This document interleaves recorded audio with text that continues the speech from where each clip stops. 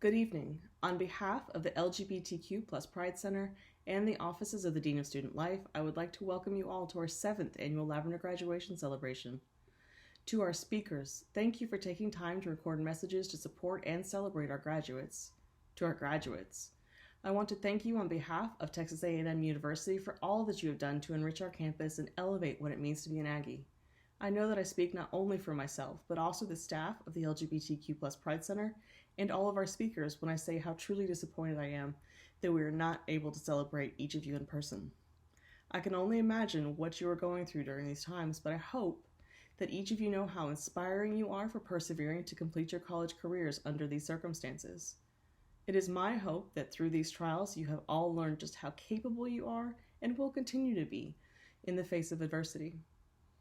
For those who may be less familiar with the Lavender Graduation Celebration, the first Lavender Graduation was held at the University of Michigan in 1995 by Dr. Ronni Sanlo, a Jewish lesbian who was denied the opportunity to attend the graduations of her children because of her sexual orientation.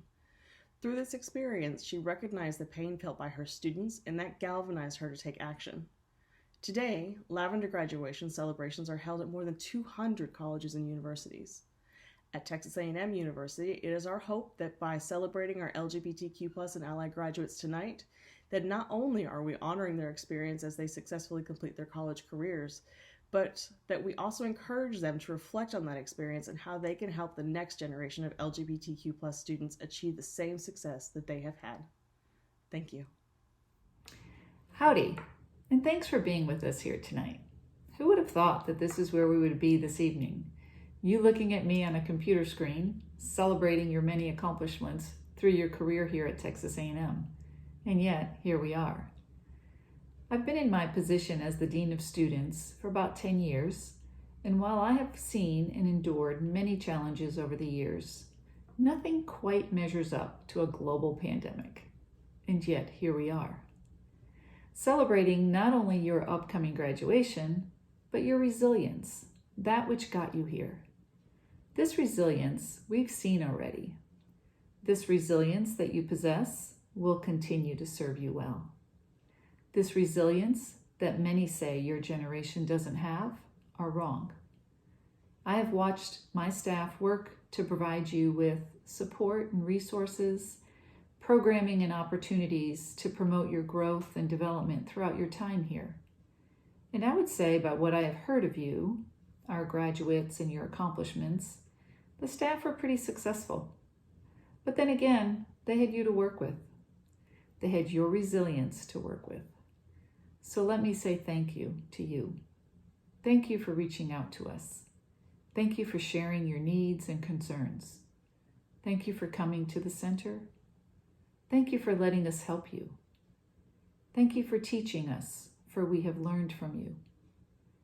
And most importantly, thank you for being who you are. There's no one else we would rather you be. So now go forth, prosper, show off your diploma, tell the world that you're an Aggie. Let the network continue to help you as needed, because even resilient people still need a little help from time to time. And don't forget to come back and visit us sometime. We want to hear how much more you have accomplished. Congratulations, thanks, and gig 'em. Thanks for inviting me to join you. Thank you to the staff, parents, family, and friends who have supported our graduates in their journey. Thank you, graduates, for striving and succeeding. I'm honored to speak today. I've had multiple opportunities to give commencement addresses. When I became mayor of Houston, my stock as a commencement speaker went way up. A commencement speech is particularly challenging. It's expected to be inspirational, informative, insightful, and entertaining enough to keep y'all from fidgeting too much until the important part of the ceremony arrives. I never want to give the same speech twice, so I am compelled to write new ones. But I'm afraid I have only so much good advice. This is, however, my first virtual commencement speech, and the first to LGBTQ graduates. As someone who's been a lesbian activist since my college days, the first LGBT organizing event I attended was in 1975. I truly regret that we cannot meet in person. For the past 2.5 years, I've led a pair of Washington-based political organizations, the LGBTQ Victory Fund and Victory Institute. I guess you could say I am professionally gay. Professional gay? Whichever. I've had the opportunity to work with wonderful LGBTQ leaders from across the country who are or will someday run for office. Individuals who care deeply about their communities and feel called to serve.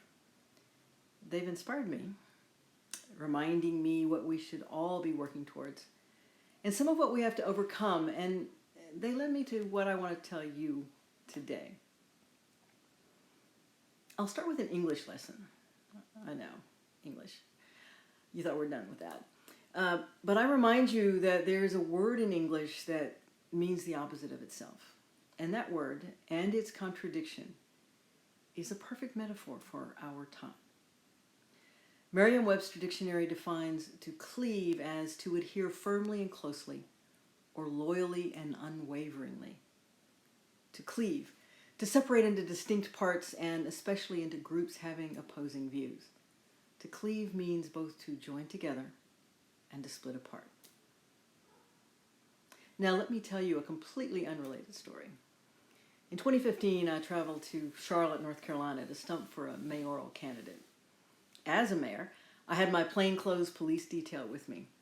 I was to attend an afternoon reception in a private home in the Charlotte neighborhood. I had some time to kill, so my detail and I found a cafe not far from the home. I purchased a drink and I went outside to enjoy the weather and to just people watch. I saw a group of about 6 middle school girls walking down the sidewalk with a mom hovering maybe half a block behind them. The girls had cute ponytails and big smiles, and they kind of walked up to me, and one of them smiled and said, "Excuse me, but are you gay?" I sucked in a huge startled breath. It was something like when I used to scuba dive and I would see my first big shark and I sucked down half my air tank in one breath. I was stunned. I couldn't speak. My 2 officers broke out into hysterical laughter, snort laughs. I actually looked at them, sure that they had set me up, but one of them replied to the young lady, "Is she gay? Girls, it's your lucky day. This is the lesbian mayor of Houston." The girls said that they were in a video documentary contest at their school and asked whether they could tape an interview with me on the changing landscape for LGBTQ people. Rather bemused by all this, I agreed. And we had a lovely chat. After we finished and they began to pack their camera, I asked them a question. Girls, was your plan simply to come to a neighborhood that is identified as gay and approach random people to ask that question? Uh-huh. I got that sick feeling again. I was horrified. I couldn't help it, and I said as gently as I could, "Please rethink that plan. There are people you may ask that question who are not gay and who'll be offended and may react with anger or violence. And there are people you may walk up to who are gay but are ashamed of it. And they may also react with anger or violence." And they looked at me in absolute shock and disbelief. They couldn't imagine that what I said was true. And in that moment, I realized that I was right and I was wrong. I will never lose the scars I carry from the fear I breathed in and the self-hate I internalized. They don't have those scars. And I pray that they never will have those scars. America needs us. America needs your work. America needs you to be bold and out, because they deserve an America that is as safe and accepting as they believe it to be. To join together or to split apart. America's always been a messy amalgam of high ideals and base reality. We publicly extol the benefits of diversity while we voluntarily segregate ourselves by race, gender, religion, culture, language, and politics. We hold more computing power in our hands than that which put a human being on the moon. We have a world of information at our fingertips. Yet where we used to argue the meaning of facts, now we argue the existence of fact. We're a multiracial, multi-ethnic republic. Yet many seem to fear that the more who seek the promise of America, the less American we all become. To join together or to split apart. Think of how today's technology allows us to connect to more people in more places and more quickly than ever dreamed possible. We find like minds. We find ourselves. We share our greatest joys and our deepest fears. And we find our worst impulses echoed back to us. The more we find community in the echo chamber, the less we engage with those who differ, disagree, or disapprove. The deeper we gaze into the infinity mirror, the farther we are from the complex, complicated, and contradictory living human beings around us. To join together or to split apart. Human beings alive today have experienced cataclysmic events that shaped and defined generations. The Spanish flu, the Great Depression, World War I, World War II, the Korean War, the Vietnam War, 9/11. You're experiencing a global pandemic that will merge into a profound economic upheaval, the ramifications of which are unprecedented and unforeseeable. The world is changing around you. Disasters tear us apart, rip open social wounds, and expose where the cultural fabric is frayed. But disasters also create transcendent moments, individual and communal acts of courage and selflessness and sacrifice that unite us. Disasters bind us through a transformative shared experience, while they also winnow us into the lucky and the lost. Let me tell you another story. And this is a story told to me. This story took place in a remote village. There's nothing remarkable about the village, except that it was guided by a very wise woman. Every village should have a sage, someone to advise and teach. Not all do. Unfortunately, every village everywhere has a bully, someone who belittles and disparages, someone who tries to hurt others. Like all bullies, the one in this village was jealous of the respect the wise woman received, the respect she'd earned. So he hatched a plan to publicly humiliate her. Soon he approached her in a public square with people all around, and he posed a test. He showed her his cupped hands and said for all to hear, "I hold something in my hands. I challenge you to tell me whether what I hold in my hands is alive or not alive." This was a trick, and he had a simple scheme. In his hands he held a butterfly, beautiful but fragile. If the sage said it was not alive, he would open his hands to release the butterfly to fly away. She'd be wrong. If the sage said it was alive, he would squeeze his hands together slightly, imperceptibly, and crush the butterfly. He would display the broken creature. She would be wrong. He made his challenge. The wise woman pondered for a long moment. Finally, she met his eyes and said, "I cannot say whether what you hold in your hands is alive or not alive. I can only say that the answer to that question is in your hands. To join together or to split apart.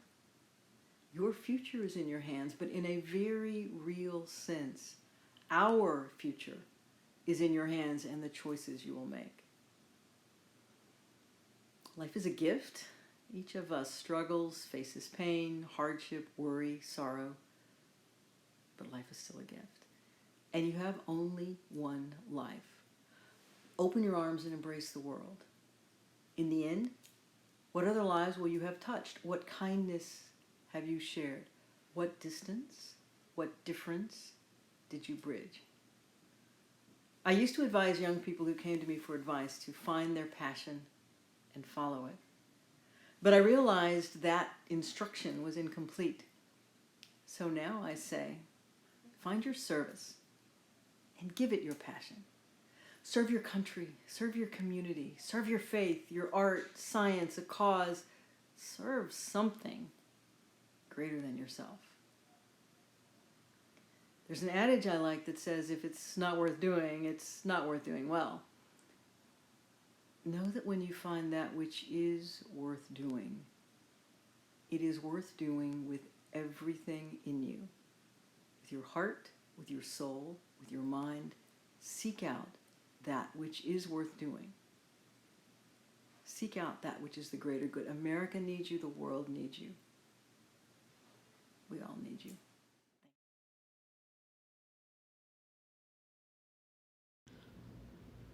Karla Alvarez, she, her, is from Plano, Texas. She's graduating in spring 2020 with a Bachelor of Science in Psychology. She's part of the Academic Peer Mentor Program, a member of Texas A&M's women's rugby team, and a National Residence Hall honoree. Victoria Anderson, she, her, is from Bryan, Texas. She's graduating in spring 2020 with a Bachelor of Arts in Zoology. She is the president of LGBTQ plus Aggies. Rosa Aviles, she, her, is from Dallas, Texas. She is graduating in spring 2020 with a Bachelor of Science in Biomedical Sciences. Claire Kuhn, she, her, is from Houston, Texas. She's graduating in spring 2020 with a Bachelor of Science in Biological and Agricultural Engineering. She is a member of Alpha Phi Omega, KANM Student Radio, Society of Women Engineers, American Society of Agriculture, Biological Engineers, and TAMU Artists. Karina Duran, she, her, is from Spring, Texas. She's graduating in the spring 2020 with a Bachelor of Science in Animal Science. She's the Vice President and Treasurer of Transcend, received the College Board Recognition Award and the Victor and Marian Schimber Scholarship. Vivian Escalon, she, her, is from Hidalgo, Texas. She's graduating in the fall of 2020 with a Bachelor of Science in Biomedical Science. She's a member of the Pre-Veterinary Society and the LGBTQ plus Pride Center Mentorship Program. Fabian Escobedo, he, him, is from Cleveland, Texas. He is graduating in the spring of 2020 with a Bachelor's of Arts in English. Amy Guzman, she, her, is from Roma, Texas. She is graduating in spring 2020 with a Bachelor of Arts in English. She received the Las Historias San Par Thai Scholarship, a member of Launch Undergraduate Research, Aggie Collective, Latino Lodores, Department of Multicultural Student Services Leader, and Freshman in Liberal Arts Researching Excellence.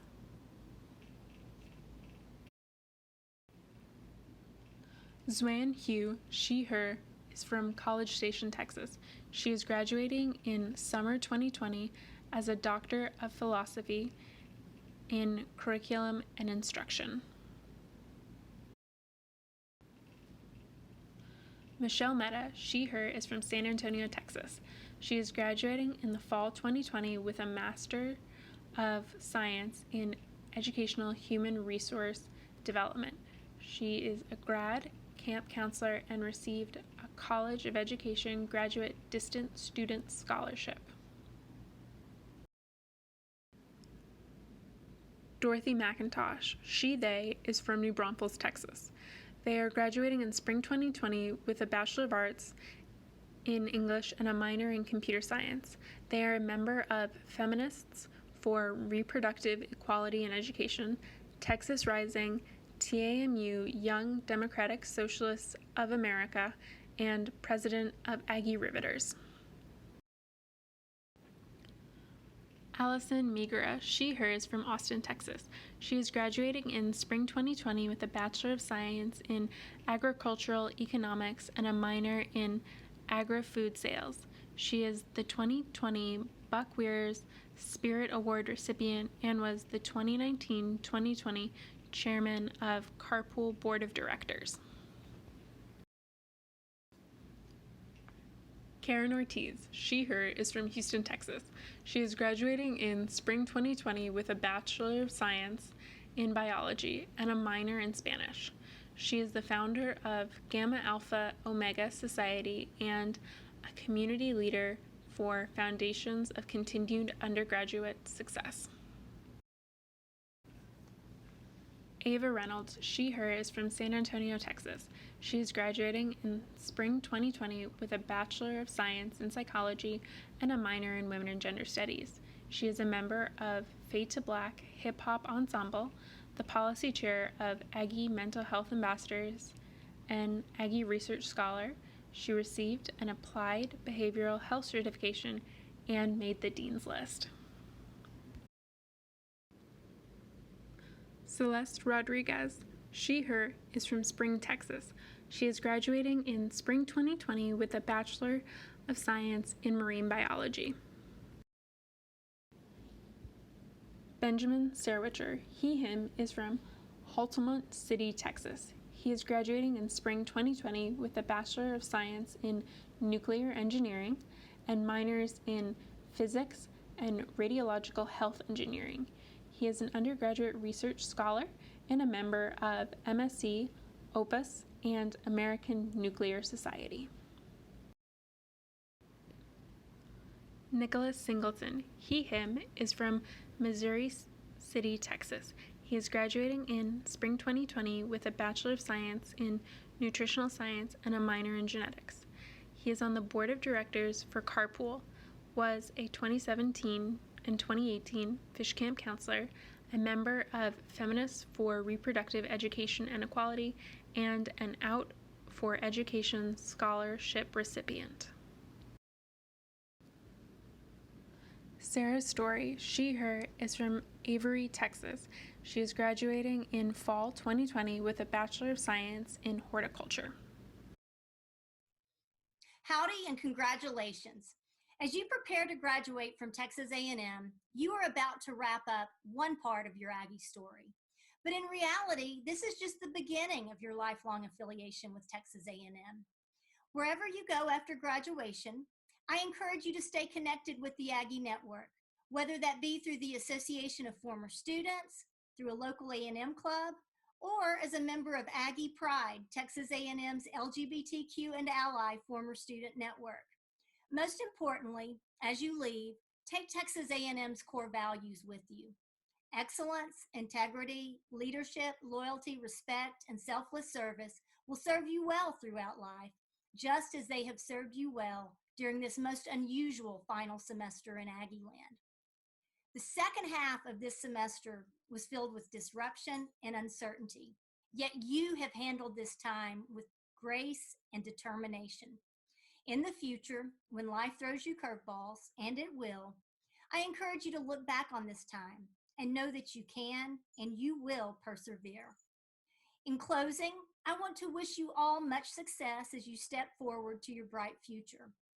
You are now and forever a Texas Aggie, and more than 517,000 Aggies are rooting for you. As you become a former student, remember too those that follow in your footsteps and do what you can to help and mentor them, just as others have helped you. Thank you for allowing the Association of Former Students to be a part of your celebration. We wish you all the best as you begin this exciting new chapter of your life. Gig 'em, Aggies. Howdy, y'all. I'm Kate Higgins, class of 2016, and the Director of Programming for the Aggie Pride LGBTQ Network, Texas A&M's queer alumni organization. A little bit about Aggie Pride. The organization was launched in 2013, inspired by former student gatherings from years ago. We've organized LGBTQ+ reunion tailgates since 2014, hosted mixers during Houston Pride for 6 years, walked with our fellow Aggies in the Houston Pride Parade, coordinated an LGBTQ plus career night with the Career Center, and have partnered on many events with Texas A&M's LGBTQ plus Pride Center, the LGBTQ Professional Network, and other Aggie orgs. Currently, we have a couple thousand engaged members across the globe and are a voice for all LGBTQ plus Aggies everywhere. We recently launched our Aggie Pride Ambassador Program, aimed at growing our presence in multiple cities so that you can find and connect with your queer Aggie family in cities from San Francisco to San Antonio. If you'd like to be an Aggie Pride Ambassador, please contact us at aggiepridelgbtq.org or on social media. We want to help you stay connected. Lastly, lest it go without saying, I'd like to congratulate you all in your accomplishment. Graduating college is no easy feat. Graduating as a queer student from Texas A&M is a challenge in its own right, and graduating in the middle of a pandemic is not the graduation situation that anyone envisioned for you. If nothing else, let this be a reminder that you're resilient. You can overcome any obstacle to reach your goals. Aggie Pride stands with you, enormously proud of your accomplishments, to remind you that you don't have to do hard things alone. We are always here for you, in good times and in bad. Now is the perfect time to not only connect with each other, but to come together and facilitate connections among LGBTQ former students, your fellow Aggies. We need each other now more than ever. Thanks, gig 'em, and congratulations, class of 2020. You did it. On behalf of the LGBTQ plus Pride Center, we once again like to say congratulations to all our graduates. We hope this ceremony inspired you and added to all your celebrations for this year. We would also like to thank all our guest speakers and attendees. Thank you for being a part of this year's Lavender Graduation Ceremony.